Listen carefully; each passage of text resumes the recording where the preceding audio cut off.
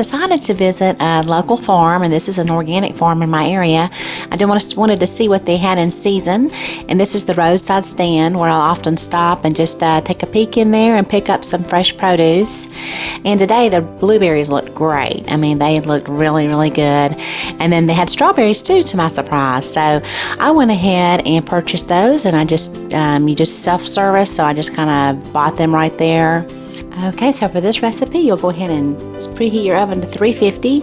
You'll need about 2 tablespoons of baking powder, a cup of sugar, a pinch of sea salt, about a 1/3 cup of oats, a cup of flour, some nutmeg, a cup and a half of berries of your choice, some vanilla, and about a 1/3 cup of sugar, a couple of tablespoons of orange juice, and some orange rind, and that's frozen there.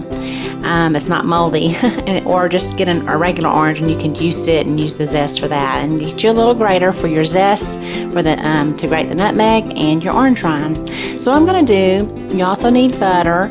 You'll need about a tablespoon of butter for each one of your cobbler cups, and we are going to warm those in the oven. So I'm going to go ahead and stick them in my preheated oven that's at 350 while I get the filling made. And you'll take your berries, and this is the first time I've used strawberries for this. I usually always use all blueberries. So you'll add your orange juice to this. You'll add about a teaspoon of vanilla, your a 1/3 cup of sugar, and you're going to zest about a quarter teaspoon, half a teaspoon of orange zest in there with that. I love frozen citrus rinds in my freezer. I always have lime or lemon or orange for any time I need it. I'll just reach in there and I have that to add flavor to just about anything. Okay, so you'll give those a good toss, and now we're going to go ahead and get our batter ready. So you'll take a cup of sugar and about a 1/3 cup of oats, a cup of flour, and then go ahead and grate your nutmeg in there. And I'm using about a half a teaspoon, maybe a 1/4 teaspoon, it's just to your liking, and a pinch of sea salt. And I'll mix that in and then add my baking powder. And go ahead and give that a mix, and go ahead and get my cups out. Now my butter is all nice and warm, and my cups are warm. So now it's time to add a cup of milk, which I forgot to mention earlier. You need a cup of milk. And actually a cup didn't end up being enough for this recipe. I had to add about a 1/4 cup more to get it to the consistency that I like, kind of about like a pancake batter, something like that, maybe a little thicker. And the trick on these little cups, I just love baking in these little cups. It's so nice to serve people their own little special dessert. When you put the batter in here, you'll want to make sure to put it directly in the center so that the butter kind of comes up around the batter. Okay, and that's going to give it a really nice crust all the way around the cobbler when you're finished with it. And you'll see how this comes together here in just a few minutes. But I really like how the crust turns out on these. You notice how the butter kind of settles on the outside, and that's what you want to try to accomplish when you do this. Okay, so next we'll add our berries, and you're going to put those directly down into the center of your batter with your spoon. So just kind of stick them down there. The batter is now all kind of swelling up from the baking powder and the flour and everything, so it's getting kind of puffy already, kind of like a little pillow, so you can just stick them right down in there in the center.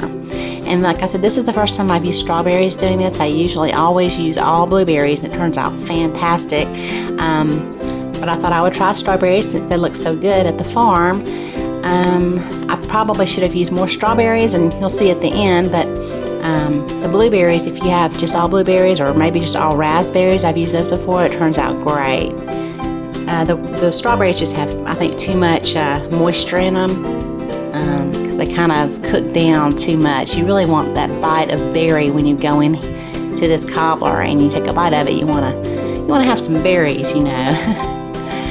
So just stick those down in there and take all of your syrup too, and you'll stick those down in the center, everything that you have left. Now we're going to put those in the oven.